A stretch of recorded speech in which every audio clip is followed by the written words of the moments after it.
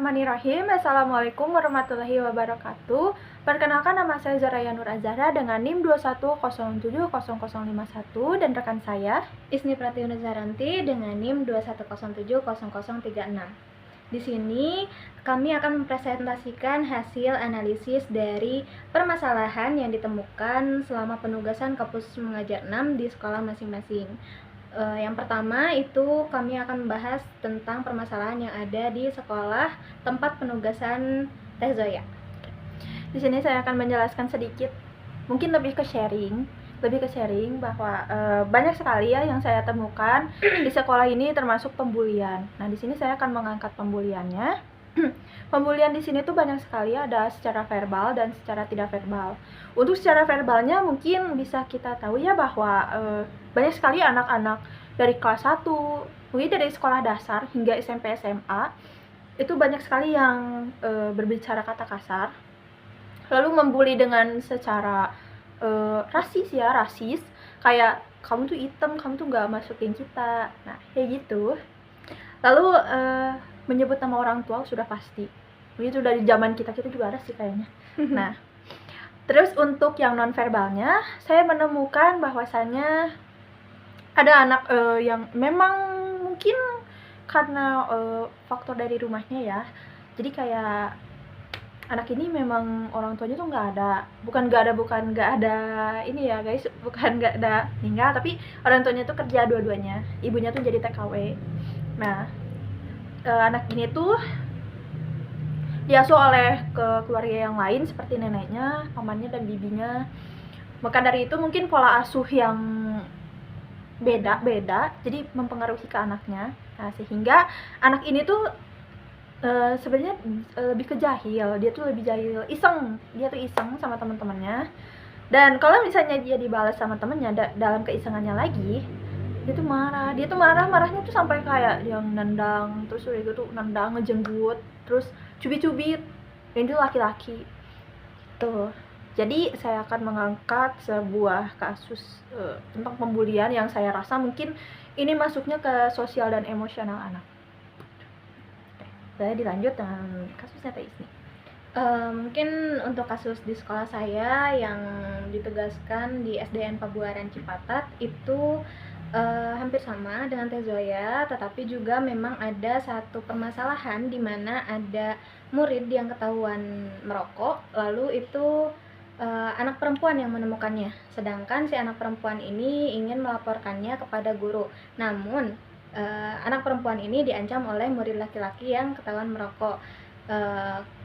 Seperti diancam, nah itu merupakan bentuk kekerasan verbal yang dimana menjadi sebuah permasalahan juga di sosial emosional, dan sedikitnya itu tentang bahasanya.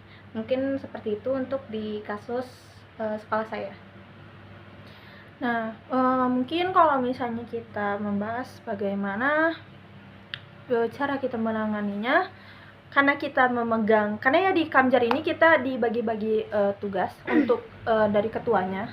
Jadi kayak misalnya saya memegang kelas 1 dan kelas 2, dan Teh Isni untuk saya sendiri itu fleksibel, bisa di kelas 1, 2, 3, 4, 5, bahkan 6. Nah, karena saya memegang di kelas 1 dan kelas 2, dan kelas 1 ini masih termasuk anak usia dini ya, ranahnya masih di anak usia dini. Mungkin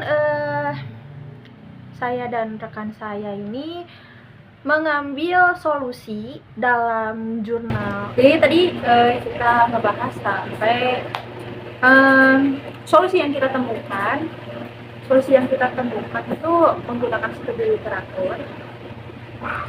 Dengan kita menemukan solusinya itu dari jurnal cendekia dengan judul pengembangan alat permainan edukatif suspoli atau sosok monopoli untuk meningkatkan perkembangan sosial emosional anak usia dini.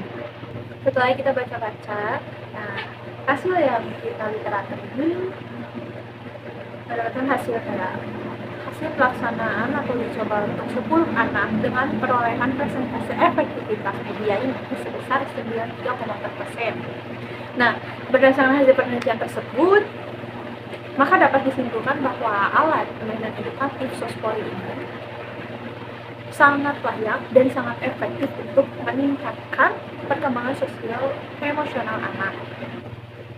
Selain itu, para peneliti dari jurnal ini menawarkan berbagai saran dalam diskusi dan ringkasan penelitian tentang pengembangan alat permainan pendidikan sospoli atau sosen monopoli dalam meningkatkan perkembangan sosial dan emosional anak usia 5-7 tahun atau usia dini.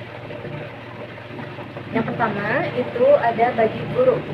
Nah, kalau bagi guru itu alat permainan edukasi sospoli dapat digunakan sebagai sarana atau media pembelajaran untuk membantu anak-anak usia dini dalam mengembangkan keterampilan sosial dan emosional mereka. Lalu yang kedua itu alat permainan edukasi sospoli atau sosen monopoli dapat dikembangkan untuk penelitian lebih lanjut menggunakan berbagai model pengembangan dan program EDI.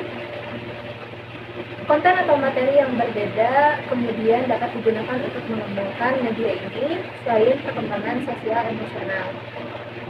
Dan untuk bagi orang tua, alat permainan edukasi sospoli atau sosial monopoli ini bisa dipakai selaku permainan pergantian untuk anak-anak sehingga mereka tidak selalu bermain dengan gadget. Nah, di sini juga kita sudah memiliki satu AP yang kami buat namun dengan nama alat permainan yang berbeda, yaitu monokarta. Kelihatannya mirror ya. Ini sangat besar ya. Ini sangat besar soalnya kita memakai styrofoam. Nah, kelihatan. Oke, di sini monokarter ini itu kita buat dari styrofoam.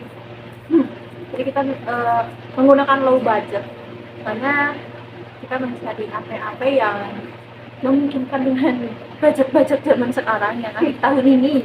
Nah, jadi monokarter itu modifikasi dari monopoli yang terdahulu yang kertas, jadi kertas karton, itu katus-katus yang mungkinnya.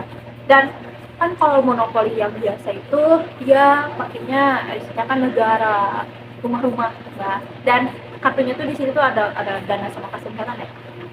Nah, kalau di sini kita ada kartunya tuh sebagai kartu pertanyaan untuk anak. Ya.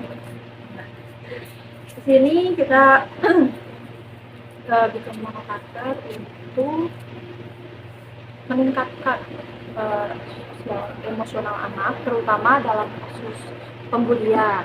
Jadi di sini tuh ada banyak peta. Nah, peta ini tuh ada gambar-gambarnya juga. Jadi berpangkat, terus dia perilaku baiknya tuh ada yang menolong, terus ada yang memberi dan apa ya, dengan kerukunan dan saling menghargai. Nah, tujuan di sini saya menerapkan mengaplikasikan gambar-gambar tersebut untuk kayak ini tuh hal yang baik kok gitu. Jadi kayak kalian tuh udah berlakuan menolong terus hari ini gitu. Dan kalau misalnya yang hal buruk itu seperti bertingkah dan rebutan mainan lalu membuli gitu. Nanti di situ anak kita tanya, dengan bertengkar apakah masalah bisa selesai atau dengan secara rebutan apakah bakal bisa main dengan bareng-bareng kah?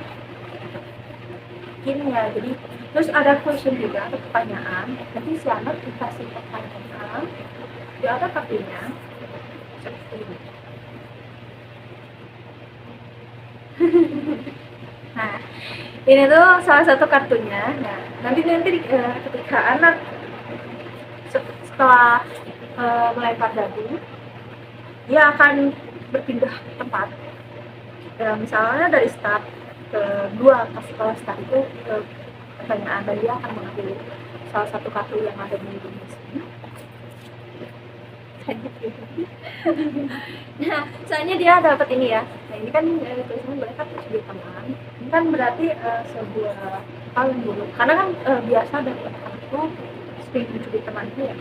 Nah, mungkin nanti kita bisa boleh kan kita curi teman. Terus bagaimana kalau misalnya kita meminta, misalnya anak ini meminta sesuatu kepada temannya dan dia harus mencuri itu atau membuku atau dan lain sebagainya. Nanti kita bisa tanyakan. Kalau misalnya kita minta baik-baik, apakah dia gambar atau tidak? Lalu mungkin saya bakal menjelaskan bagaimana cara membuatnya. Jadi dalam pembuatan media monokultur ini kami menggunakan styrofoam, kertas karton, dan beberapa gambar, juga ada lem, gunting, dan spidol. Jadi yang pertama itu adalah kita menggunting gambar-gambar karakter dari contoh perbuatan atau ya karakter anak seperti bertengkar, menolong, dan sebagainya, lalu ditempelkan ke dalam karton. Nah, setelah itu karton yang sudah ditempeli berbagai macam gambar karakter itu diberikan keterangan, lalu ditempelkan juga ke styrofoam.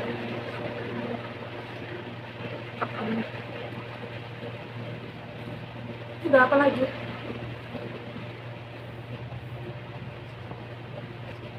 Mungkin solusi dari kami cukup sekian saja. Mungkin kalau misalnya kita studi literaturnya lebih dari satu artikel, mungkin kita akan menemukan beberapa banyak media yang akan kita buat. Mungkin tidak hanya memakai monopoli karakter saja, mungkin ada banyak yang lainnya. Sekian saja presentasi dari kami berdua mengenai sharing, lebih tepatnya sharing kita berdua mengenai kasus dan solusi yang kita dapatkan untuk kasus ini, yakni pembulian. Dan pembulian itu termasuk aspek sosial emosional anak.